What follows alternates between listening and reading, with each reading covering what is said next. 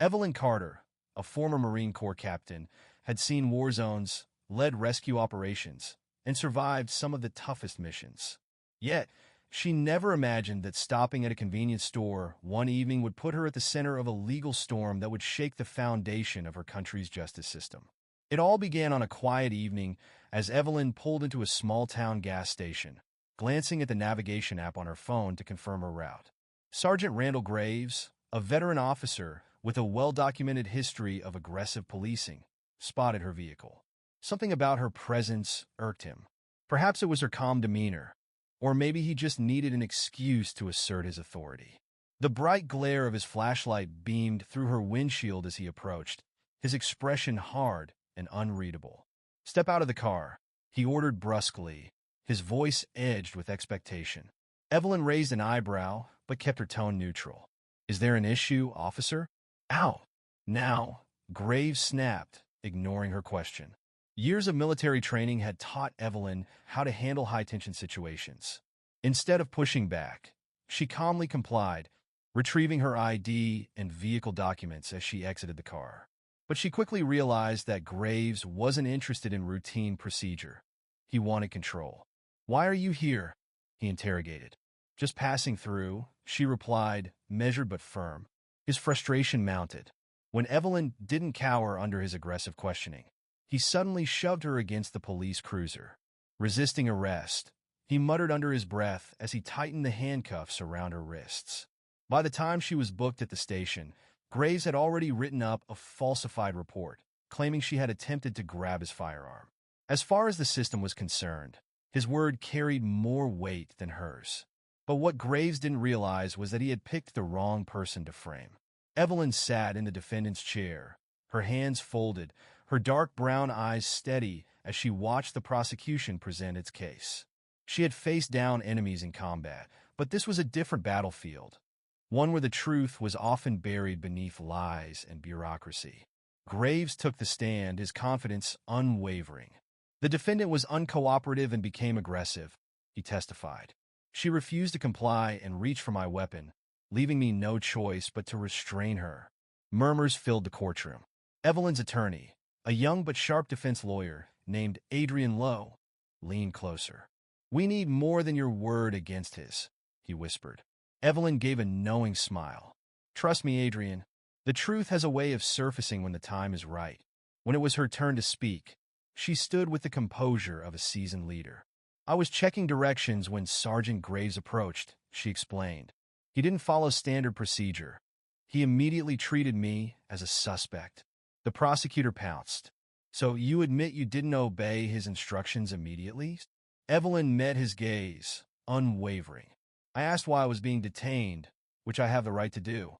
There's a difference between questioning authority and questioning unjustified force." Then the turning point arrived. Adrian played a video captured by a bystander. The footage displayed Graves' aggressive stance and his words, clear as day. "Women like you need to learn when to keep quiet." The courtroom rippled with gasps. The judge silenced the noise with a sharp rap of the gavel. But the damage to the prosecution's case was already done. During a break, Adrian approached Evelyn with a folder in his hands.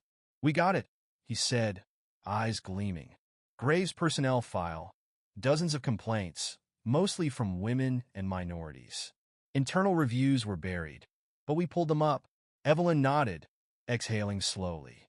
"This isn't just about me, Adrian. It's about the people who never got their day in court. Let's make sure they do."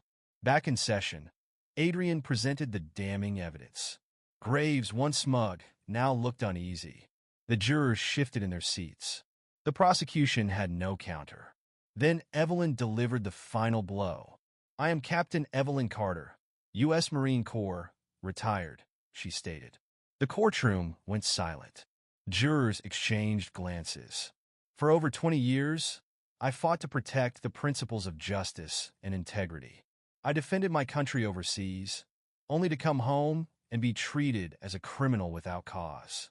If this can happen to me, imagine how many others are silenced before they even get a chance to fight back."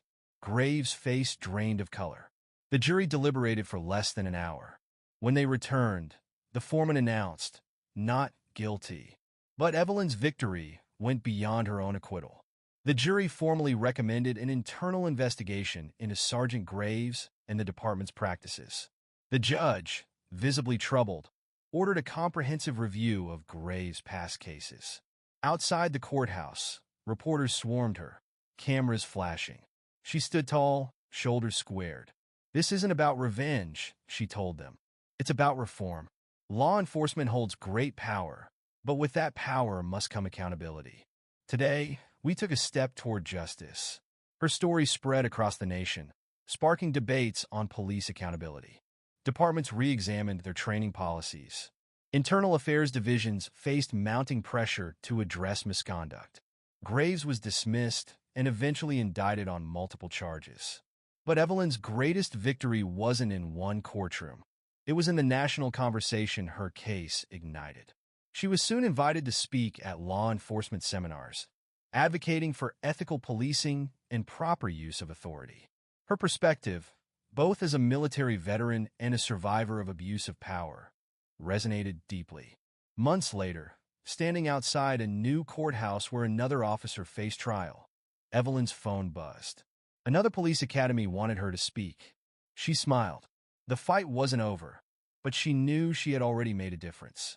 Her battlefield had changed, but her mission remained the same: stand for justice, no matter the cost. As Evelyn Carter stepped out of the courthouse that day, she felt the weight of the moment settle deep within her. The fight wasn't just about her freedom, it was about something bigger, something systemic. She had won her case, but countless others never even got the chance to defend themselves. The cameras flashed, microphones thrust toward her as reporters shouted questions. She took a breath, steadying herself before speaking. "This victory isn't mine alone," she said, her voice unwavering. "It belongs to every person who has been silenced, to every family who has lost a loved one to unchecked power. Change doesn't happen overnight, but today, we've taken the first step." The crowd erupted in murmurs, some applauding, others deep in thought. The weight of her words resonated far beyond the courthouse steps. As the weeks passed, the impact of her case rippled across the country. News outlets dissected the trial, activists rallied for deeper investigations, and police reform became a hotly debated issue in city halls and state legislatures. Evelyn, however, didn't stop at words. She took action. Invitations poured in from law enforcement agencies, universities, and advocacy groups. They wanted to hear from her, not just as a former Marine, but as someone who had stood toe-to-toe with injustice and refused to back down. Her first speech at a police academy was met with skepticism. Young cadets sat stiffly in their seats, their expressions unreadable. But as she spoke, sharing her experiences, her belief in justice, and the need for ethical policing, she saw the change in their eyes. Some nodded, others leaned forward, listening intently. "This isn't about making enemies," she told them. "It's about ensuring the badge represents honor, not fear. You have the power to change lives. Choose wisely." That was just the beginning. Evelyn soon helped shape policies for better training, accountability, and ethical policing. Her voice carried weight, not just for what she endured, but for her unwavering belief in justice. Months later, standing outside another courthouse, she knew the fight wasn't over. The real battles weren't overseas. They were here, and she was ready.